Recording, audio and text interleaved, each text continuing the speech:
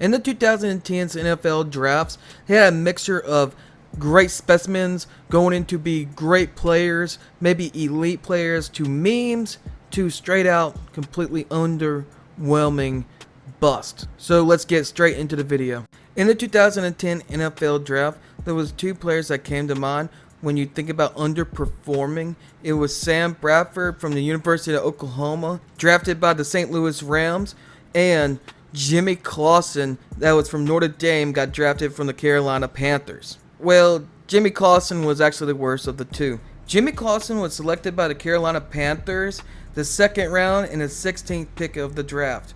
He actually signed a 4-year deal for $4 million and $2.5 million guaranteed. He was immediately the starter in the 2010 season, and well, ever since he signed, he really underperformed. He only started for 10 games for the Carolina Panthers, and then he got benched and never played again for the Carolina Panthers. Only 10 games he started in.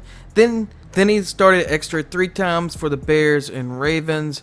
And then he played here and there as either a cleanup guy or somebody was injured.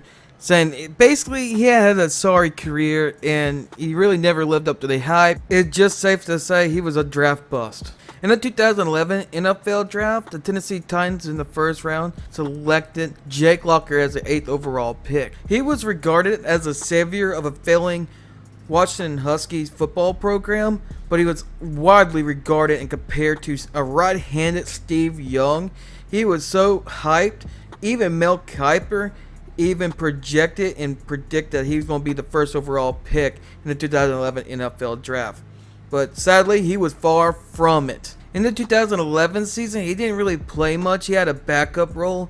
He was under the study of Matt Hasselbeck, but in 2012, when Matt Hasselbeck got hurt in the first game of the year, he took over for the next 11 games, but he became injured and Matt Hasselbeck took over the starting job. Through 2013 and 2014, he was injury prone after winning the job in those years. He sadly never lived up to the hype, being compared to Steve Young and being a savior, being a franchise quarterback for the Tennessee Titans. After 4 NFL seasons, he was out of the league and he announced that he was retiring. In 2012 NFL draft, in the first round and the 5th overall pick, Justin Blackmon was selected by the Jacksonville Jaguars. He was the best receiver of that draft class, but his career has been cut short after 2 years. This first year he completed all 16 games, but the next year he only had 4 games. After failing multiple drug tests and off-the-field issues, Justin Blackmon later that year was out of the league. In the 2013 NFL draft, in the first round, 17th overall pick, the Pittsburgh Steelers selected Jarvis Jones. He was highly recruited from the University of Georgia. He played well through the University of Georgia and declared for the NFL draft, but he never lived up to the hype. He was actually considered a bust from the fans and the media outlets. He never lived up to the hype. He only played up to 15 games, and he actually have a high of 31 tackles in a season. Never lived up to the hype, and he was out of the NFL after 4 seasons. The 2014 NFL draft, I think you know what player I'm talking about. Selected in the first round of the 22nd pick overall, the Cleveland Browns selected Johnny Manziel after a great Texas A&M college football career in his freshman and sophomore season. He was well regarded in the NFL scouting report as a rare competitor, but also antics off the field made him very wary of him as well. So it was a mixed opinions about him, especially his off the field antics about partying and not taking it seriously and domestic violence issues throughout the field.